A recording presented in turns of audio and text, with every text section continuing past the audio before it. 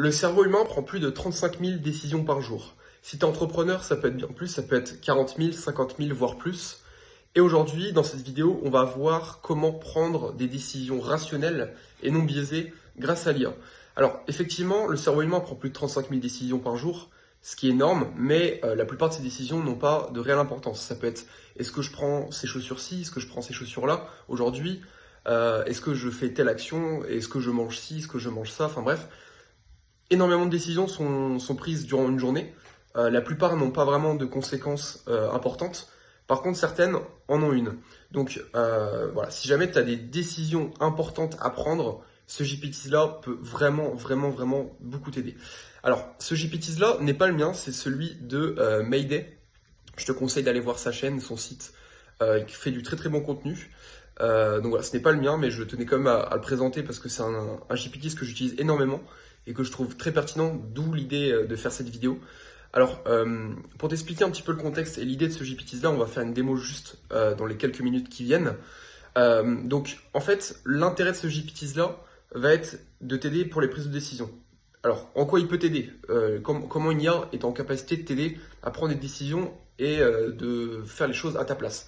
Alors, à savoir qu'en fait, le cerveau humain comporte un grand nombre de biais cognitifs. Ce qui fait que ces biais cognitifs-là peuvent manipuler la prise de décision et font en sorte que certaines décisions ne sont pas forcément les plus rationnelles. Lui, son objectif, comme c'est une IA, c'est un robot, il n'émet pas d'émotion, donc il va prendre des décisions qui sont uniquement rationnelles. Et lui, c'est sa force, car nous, tout être humain, avons des émotions et prenons des décisions qui sont parfois beaucoup trop émotionnelles et pas assez rationnelles, ce qui fait que les décisions ne sont pas forcément les bonnes. Donc l'intérêt de ce GPT-là, c'est de lui proposer du coup un choix par rapport à des décisions qu'on a actuellement dans notre activité. Donc là, par exemple, je vais vous faire j'avais déjà rédigé un petit prompt pour vous faire une petite démo de comment l'utiliser. Alors là, par exemple, je lui ai donné, voilà, je lui ai dit, bah écoute, deux choix s'offrent à moi. Donc la première, c'est de se concentrer au maximum sur la création de contenu de mon activité, voilà. Voilà, j'ai listé les plateformes que j'utilise. Voilà, l'objectif donc c'est d'avoir plus de visibilité sur mes réseaux, networker, avoir plus de clients. Et d'un autre côté, un autre choix se pose qui est de se concentrer au maximum sur les autres tâches, comme l'optimisation de mon site, déploiement de mon SaaS IA, qui est en cours de développement, la finalisation complète de mes offres, de mes systèmes de vente, etc. Voilà. Donc voilà. Objectif déjà, définir les choix. Ok, quel choix tu dois prendre. Par la suite, je lui donne un petit contexte. Voilà, pourquoi je pose cette question-là. C'est intéressant de lui donner du contexte pour qu'il puisse avoir un maximum d'informations sur pourquoi tu te poses cette question-là. Donc voilà, c'est parce que je manque de temps dans mes journées. Voilà, je veux gagner du temps sur le court et moyen terme. Voilà. Tu peux être plus précis. Là, par exemple, je lui ai donné un prompt assez général. Je peux aller plus dans la précision en lui définissant, par exemple, mes horaires, en lui définissant des données chiffrées, voilà, lui donner des données chiffrées parce que l'IA a une meilleure compréhension des données chiffrées. Voilà, si tu lui donnes des chiffres, pour lui c'est totalement concret. Même d'ailleurs pour le cerveau humain, c'est beaucoup plus concret. Et ensuite après, bah, je lui définis un objectif qui est mon objectif final. Et voilà, donc là l'objectif final c'est d'avoir 10 clients par semaine, enfin bref. Et là, je lui ai fait un petit message parce que effectivement, il prend des décisions binaires, mais parfois, tu peux lui demander de pas forcément prendre une décision qui est tellement binaire. Parce que là, actuellement, dans le cas concret de mon prompt, c'est pas intéressant de lui dire fais ci ou fais ça. Il n'y a pas de 100%, 0%. Dans tous les cas, ces deux tâches-là vont être faites.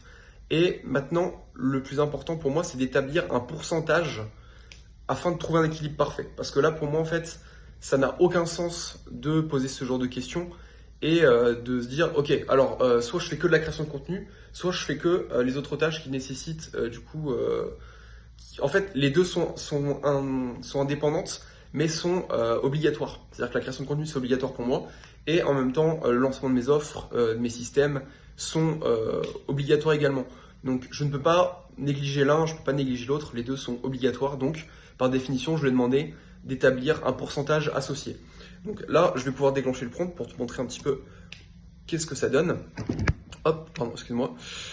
Donc là, lui par exemple, lui m'a demandé du coup, donc là, il m'a dit, alors déjà le fonctionnement, il me donne déjà un mot-clé. Donc voilà, un mot-clé qui selon lui résume, de ce que je comprends, là, le prompt et le sujet du prompt qui a été posé. Donc là, à ce moment-là, en fait, il établit toujours, et c'est d'ailleurs sa force selon moi, c'est qu'il établit en fait un tableau avec du coup donc les différentes activités, donc les différents choix. Là, il m'a associé le pourcentage, donc là, selon lui, il est plus rationnel de faire plus de création de contenu que de l'optimisation. Donc voilà, il nous donne un ratio de 60% telle activité, 40% l'autre. Donc les critères de décision, donc c'est visibilité, acquisition, ok d'accord. Et ensuite après, il établit un tableau sur les variables que je lui donnais. Donc là je lui dis impact sur le court terme. Voilà, impact sur le court terme. Donc là il dit que c'est plus intéressant sur le court terme de faire de la création de contenu. Et ensuite après, impact sur le moyen terme, moyen, tandis que l'optimisation, ça, etc.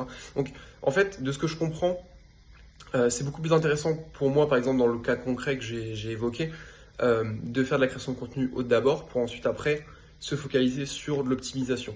Donc, ce que je m'attendais en termes de réponse, mais voilà, c'était intéressant pour moi de vous montrer du coup l'utilisation de ce GPTs. Ensuite, il établit une justification. Donc, pour lui, c'est beaucoup plus intéressant de le faire maintenant, parce que voilà, objectif immédiat d'acquisition de clients pour atteindre rapidement, essentiel pour établir une base solide de lead, voilà.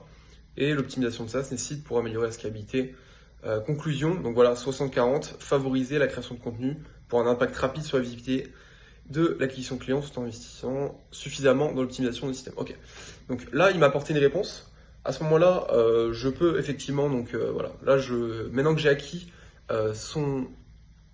sa décision, qui selon lui est la plus intéressante, à moi de voir si, pour moi, ça me semble pertinent ou pas. Si ça l'est pas, je pense que le mieux est de refaire le prompt afin de donner le maximum de détails et par la suite après approfondir pourquoi si jamais tu n'as pas compris exactement sa justification.